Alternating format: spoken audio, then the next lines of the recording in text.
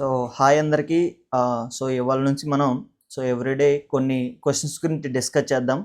ఇవాళ మనకి history point of వ్యూలో క్వశ్చన్ గురించి డిస్కస్ చేద్దాం.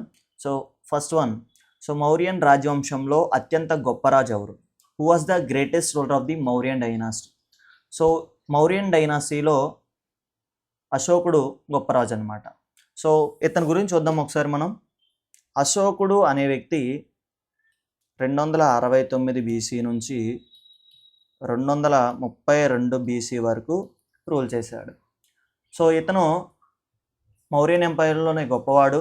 అండ్ ఇతను భారతదేశంలో మొట్టమొదటిసారి ఇన్స్క్రిప్షన్ చేసిన వ్యక్తి.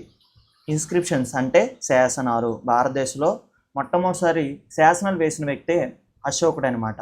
ఇతని పేరు అశోక్ అనే పేరు మనకి ఎక్కడ బయటపడింది అంటే 1915లో మస్కీ ఇన్స్క్రిప్షన్లో బయటపడింది. ఎక్కడంటే మస్కీ ఇన్స్క్రిప్షన్. ఈ మస్కీ ఇన్స్క్రిప్షన్ అనేది ఎక్కడుందంటే కర్ణాటకలోని రాయచూర్ అనే ప్లేస్లో ఉంది. ప్రజెంట్ మనకి మస్కీ ఇన్స్క్రిప్షన్ ఎక్కడుందంటే రాయచూర్లో ఉంది.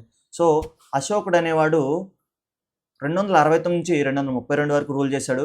ఇతను ఒకప్పుడు తన అన్నదమ్ములందరినీ చంపాడు అని చాలా మనకి చరిత్రల కులవంశం, మహావంశం, దీపవంశం అని కొన్ని బౌద్ధమత గ్రంథాలు, శ్రీలంక బౌద్ధమత గ్రంథాలు మనకు ఎక్స్ప్లెయిన్ చేస్తున్నాయి అనమాట. ఎప్పుడైతే అతను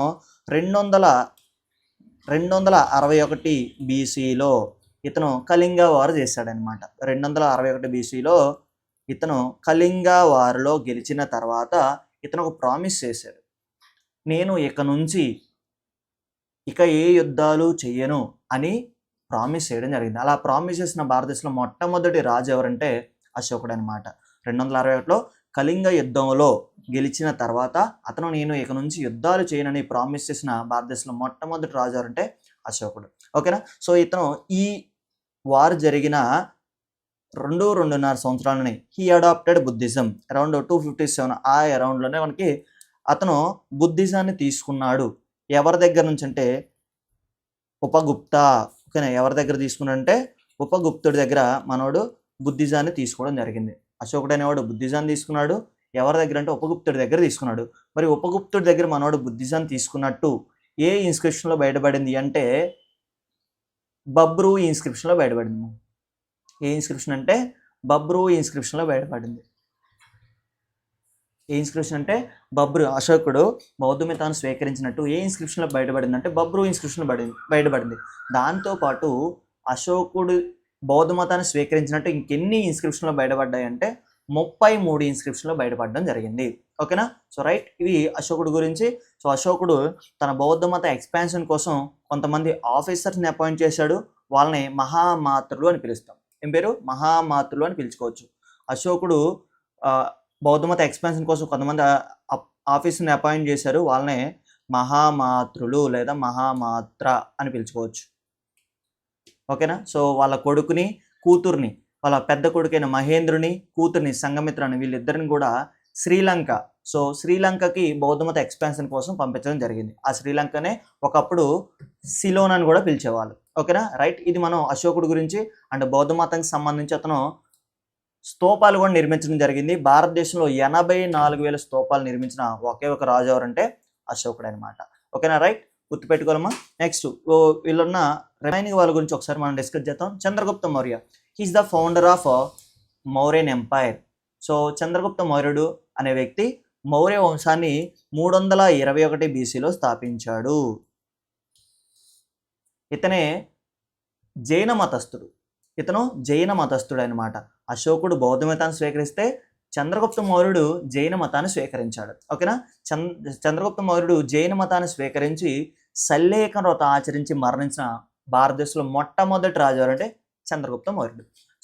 జైన మతంలో ఒక ఆచారం ఉంటుంది, చనిపోవాలనుకుంటే ఏమీ తినకుండా తాగకుండా అలా ధ్యానం చేస్తూ చనిపోయే సిస్టాన్ని సల్లేఖన వ్రతం అంటాం. సల్లేఖన వ్రత ఇలా సల్లేఖన వ్రతం ఆచరించి మరణించిన మొట్టమొదటి రాజు ఎవరంటే చంద్రగుప్త మౌర్యుడు అనమాట. ఇతనే గుజరాత్లోని సుదర్శన తటాకాన్ని తవ్వించిన వ్యక్తి. అంటే చంద్రగుప్త మౌర్యుడు. నెక్స్ట్, చంద్రగుప్త మౌర్యుడు తర్వాత అతని కొడుకే బిందుసారుడు. ఇతనుకున్న బిరుదు అమిత్రగాత. ఇతనుకున్న బిరుదే అమిత్రగాత. లేదా అమిటోకేటస్, అమిత్రగాథ లేదా అమిటోకేటస్, గ్రీకు భాషలో అయితేనే అమిటోకేటస్ అని పిలుస్తాం అన్నమాట. లేదు అంటే న్యాయసింహుడు అని కూడా, రెండో బిరుదు ఏంటంటే న్యాయసింహుడు అని కూడా బిందుసారుని పిలుచుకోవచ్చు. బిందుసారుడు కొడుకే అశోకుడు. ఓకేనా. చంద్రగుప్త మౌర్య ఫస్ట్, రెండోవాడు బిందుసారుడు, మూడోవాడు అశోకుడు. ఓకే. నెక్స్ట్ లాస్ట్ వన్, ఈ డైనాసిటీలోకి వెళ్ళా, మౌర్యన్ డైనాసిటీలోకి వెళ్ళా చిట్ట చివరి వాడేవారంటే బృహద్రథుడు. మౌర్యన్ డైనాసిటీలో చిట్ట చివరి వాడే బృహద్రథుడు అనమాట. ఓకేనా. ఫస్ట్ మనకు ఫౌండర్ గురించి అడుగుతారు, చంద్రగుప్త మౌర్యుడు. సో ఒకసారి చంద్రగుప్త మౌర్యుడు గురించి చూద్దాం. సో చంద్రగుప్త మౌర్యుడు మనకి చంద్రగుప్త మౌర్యుడు 321 BC నుంచి మొదలుకొని 297 వరకు రూల్ చేశారు. మనకు ఒక్కొక్కసారి అడుగుతారమ్మా ఈ టైం పీరియడ్ ఎక్కడ అంటే 327 నుంచి 297 వరకు. బిందుసారుడు వచ్చేసి 297 నుంచి మొదలుకొని 269 వరకు ఇతను రూల్ చేశాడు. తర్వాత వచ్చిన వాడే మనకి అశోకుడు. వీళ్ళు ముగ్గురు టైమింగ్స్ ఒకటి అడుగుతారు, జాగ్రత్త గుర్తుపెట్టుకోవాలి. 321 నుంచి 297 వరకు చంద్రగుప్త మౌర్యుడు. బిందుసారుడు 297 BC నుంచి 269, 269 నుంచి 232 వరకు అశోకుడు. దీంట్లో చిట్ట చివరి వాడే బృహద్రథుడు అని చెప్పుకోవచ్చు. ఓకేనా. రైట్. Thank you.